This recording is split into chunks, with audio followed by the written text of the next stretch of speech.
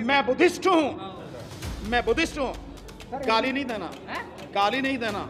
जब इस देश में 700 साल मुस्लिम शासन रहा तब हिंदू खतरे में नहीं था।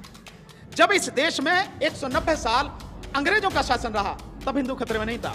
आज जब हर चीज, हर संस्था, हर सरकार, जितने भी संवैधानिक संस्थान है वो हिंदुओं के, तथाकथित हिंदुओं के हाथों में, ये यूं कहो कि तथाकथित मनुवादियों के हाथों में है, तब हिंदू खतरे में आ रहा है। क्या बात है यार, जिंदगी चली जाती है लोगों के विरोध करने में। 8 साल कुछ भी क्यों नहीं सफल हो पा रहे?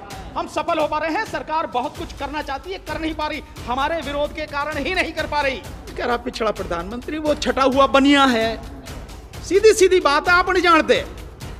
वो लोगों को मूर्ख बनाने के लिए, क्योंकि मोदी की आदत है कि लोगों को मूर्ख बनाया जाए, गुमराह किया जाए। रोड पे लक्ष्मी छपेगी सर, अब दौड़ेगी अर्थव्यवस्था। जब छपेगी जब देखेंगे, अभी तो नहीं छपी। अपील कर रहे हैं केंद्र सरकार से, वो उसे करने की तो अपील करने क्या है, वो सारे के सारे आरएसएस के लोग हैं।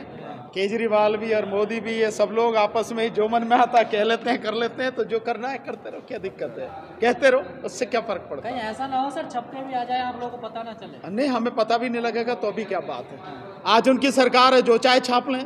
जब हमारी सरकार आएगी तो महमूद भाई ने बता ही दिया, बाबा साहब का फोटो छपेगा। सारे फोटो हटा हटू के जो भी हैं भी, उन्हें भी हटा हटू के बाबा साहब का ही फोटो छपेगा।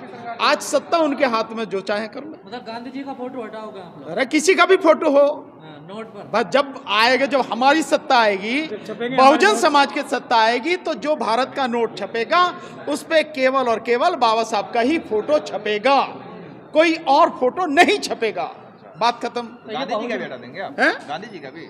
ये बेकार की बात कर रहे हैं। वो वही सवाल वो पूछ, इसी सवाल को बार बार पूछने का क्या अर्थ है? बहुत सिंपल सा है।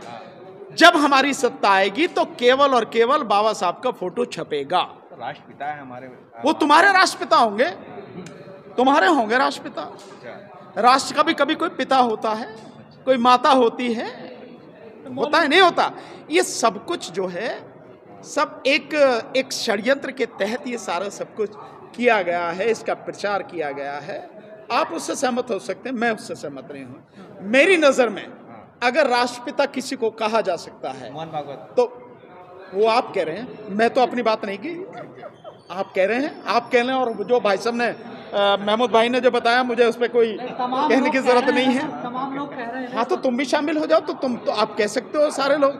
मैं तो यही कहूंगा कि अगर राष्ट्रपिता इस देश में किसी को कहा जा सकता है तो वो केवल और केवल शिक्षा के अग्रदूत राष्ट्रपिता ज्योतिबा फुले जी को कहा जा सकता है। और राष्ट्र माता अगर किसी को कहा जा सकता है तो माता सावित्रीबाई फुले को कहा जाएगा और माता फातिमा बी को कहा जाएगा। सर आप लोगों पे आरोप है, आप लोग भावनाओं से बड़ा खेल रहे हैं आजकल। अरे बिल्कुल, हमारी मर्जी, जैसे चाहे खेलें, किसी के बाप का वो है देश। हम जैसे चाहेंगे खेलेंगे, चाहे भावनाओं से खेलें, चाहे फुटबॉल से खेलें, चाहे किस। तुम्हारी भावनाएं आहत हो रही हैं। जो लोग इनाम रख रहे हैं आप लोगों के ऊपर। अरे ऐसे इनाम वाले मर गए मारने वाले, क्या बात कर रहा है? ऐसे इनाम वाले बतेरे देखे हैं, हम देखते ही आ रहे हैं। पिछले 5 साल से इन्हीं की देख रहे हैं। आए दिन तो आपके लोग मारे जा रहे हैं। कौन लोग मारे जा रहे हैं?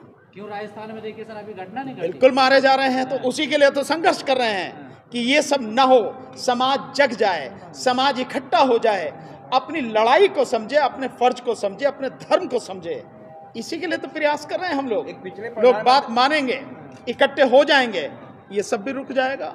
नहीं मानेंगे, जैसे हो रहा होता है। पिछड़े प्रधानमंत्री होने के बावजूद भी पिछड़े मार खा रहे हैं। कौन कह रहा पिछड़ा प्रधानमंत्री? वो छटा हुआ बनिया है। सीधी सीधी बात है, आप नहीं जानते। वो लोगों को मूर्ख बनाने के लिए, क्योंकि मोदी की आदत है कि लोगों को मूर्ख बनाया जाए, गुमराह किया जाए। अपने सत्ता में रहते हुए, अपने मुख्यमंत्री काल में अपनी उस जाति को जो है पिछड़ों में वो शुमार कर लिया। और पिछड़े ऐसे हैं, मैं एक बड़े मजेदार इसका वो सुनाता हूं उदाहरण कि लोग कैसे मूर्ख बन जाते हैं। ये आम आदमी पार्टी जब यहाँ जीत के आई, इत्तेफाकन मैं शिमला गया हुआ था घूमने। शिमला में जो एक कार पार्किंग है, वो कार पार्किंग का ठेका एक मिस्टर रवि हैं, और वो वाल्मीकि समाज से हैं। उन्होंने मुझे कहा कि साहब दिल्ली में तो हमारी सरकार बन गई। मैं, तेरी सरकार कैसे बन गई दिल्ली में? कह रहा केजरीवाल जीत गया। तो बनिया भैया, तेरा कैसे आदमी है वो? अजय क्या बात करो, झाड़ू नहीं है वो? झाड़ू तो हमारे निशान है। अब अगर ऐसे समझदार लोग होंगे और इन बातों से गुमराह हो जाएंगे तो गुमराह करने वाले तो बहुत हैं। ऐसी मोदी जी कर रहे हैं, गुमराह कर रहे हैं। विरोध कर रहे हैं सरकार को। क्या बात है यार, जिंदगी चली जाती है लोगों की विरोध करने में। 8 साल कुछ भी क्यों नहीं सफल हो पा रहे? हम सफल हो पा रहे हैं। सरकार बहुत कुछ करना चाहती है, कर नहीं पा रही, हमारे विरोध के कारण ही नहीं कर पा रही। नहीं तो अब तक तो सारी कहानी खत्म कर देती है। वो तुम्हें लग रहा है, वो तुम्हें लग रहा है। हम जानते हैं और आप भी जानते हैं, आप कह नहीं पा रहे हैं। सब लोग जानते हैं, हम जैसे लोग जो विरोध करने वाले लोग हैं, जो ईमानदार और निडर लोग हैं, उन लोगों के विरोध के कारण ही सरकार जो करना चाह रही है उसे अभी पूरी तरह से कर नहीं पा रही। नक्सलियों को छोड़ेगी नहीं सरकार? अरे जब देखेंगे, जब छोड़ेगी नहीं छोड़ेगी। ऐसे कितने आए कितने चले गए, इसी मिट्टी में मिल गए, पता भी नहीं लगी उनकी। समझे ना, ऐसे ही ये भी मिल जाएंगे, इनका कुछ वो नहीं है। आपके संविधान बचाने वाले एक बड़ी पार्टी है, उनके नेता भारत जोड़ने निकले हैं संविधान बचाने। बहुत अच्छी बात है भाई, संविधान को बचाने के लिए हर किसी को शामिल होना चाहिए। तो जो भी इस काम को कर रहा है, हम सब उनके साथ में हैं, हम सब लोगों को साथ होना ही पड़ेगा। सो इसमें कौन सी बुरी बात है? अच्छी बात है। के साथ है आप? हम संविधान बचाने वालों के साथ में, हम संविधान बचाने वालों के साथ में। वही कह रहे हैं। हाँ तो अच्छी बात है, हम भी तो वही कह रहे हैं, संविधान की बात कर रहे हैं, समझे ना। और क्या, हम तो बहुत पहले से कह रहे हैं, वो अब उन्होंने कहना शुरू करा। नहीं तो वो भी तो चादर ओढ़ते फिरते थे भाई, वो भी जो है मंदिर मंदिर चादर ओढ़ते फिरते थे नहीं थे? सॉफ्ट हिंदुत्व जिसको कहा जाता था। प्रियंका तो अभी भी जा रही है, आज गई है। तो ये प्रियंका से पूछो, मेरे से क्या ही पूछ रहे सवाल, इसका जवाब तो प्रियंका देंगी। कहा जा रहा आप जैसे लोग डर रहे हैं सरकार से। हम, तुम्हें लगता हम डर रहे हैं? ईमानदारी से बताओ। नहीं आप जैसे नहीं तुम बताओ, आप जैसे ही लोग ना, तो आप जैसे में हम भी आ गए ना। मैं तुम्ही से पूछता हूँ कि हम जैसे लोग वाकई में डर, हमारी डरी हुई शक्ल देख, डर गया, अच्छे से देख लो। जेल में डाला जा रहा है ऐसा भी कहा। हाँ हाँ, तो जेल में कोई और बाहर के लोग आके रहते हैं भाई, जेल में भी तो इंसान ही रहते हैं। और वहां तो वैसे भी बहुजन समाज के लोग ज्यादा रहते हैं, जो काम बाहर कर रहे हैं वो जेल में जाके करेंगे, उसमें चिंता वाली क्या बात है? आप लोग इतने पढ़े लिखे हैं, इतने जानकार, आखिर फेलियर कहाँ हो रहा है आप लोगों से? देखिए, हम लोगों से फेलियर नहीं है। फेलियर यहां हो रहा है कि समाज जिसको समझना चाहिए वो समझ नहीं रहा है। किसकी जिम्मेदारी? समाज गुमराह है। तुम्हारी भी जिम्मेदारी है, जितनी मेरी है इतनी तुम्हारी भी जिम्मेदारी है, हर किसी की जिम्मेदारी है। जो भी लोग समर्थ हैं, सक्षम हैं, उनकी जिम्मेदारी है समाज को समझाएं। गांव गांव, शहर शहर, मोहल्ले मोहल्ले, घर घर जाके मीटिंग करें, लोगों को बताएं, लोगों को इकट्ठा करें, उनके मन से डर निकालें। ये काम जब तक सब लोग मिलकर नहीं करेंगे, आप और हम और जो भी साथी हैं, तब तक ये काम सफल नहीं होगा। भाजपा तो कह रही है हिंदू खतरे में, हिंदू को बचाना है। तो भाजपा से पूछो ना कौन कौन खतरे में है। हम तो कह रहे हैं देश खतरे में है। अच्छा। इस देश खतरे में है, देश की जनता खतरे में है, विशेषकर बहुजन समाज के लोग खतरे में हैं, इस देश का संविधान खतरे में है। वो जो जिनको खतरे की बात कर रहे हैं उनसे ये पूछो, जब इस देश में 700 साल मुस्लिम शासन रहा तब हिंदू खतरे में नहीं था।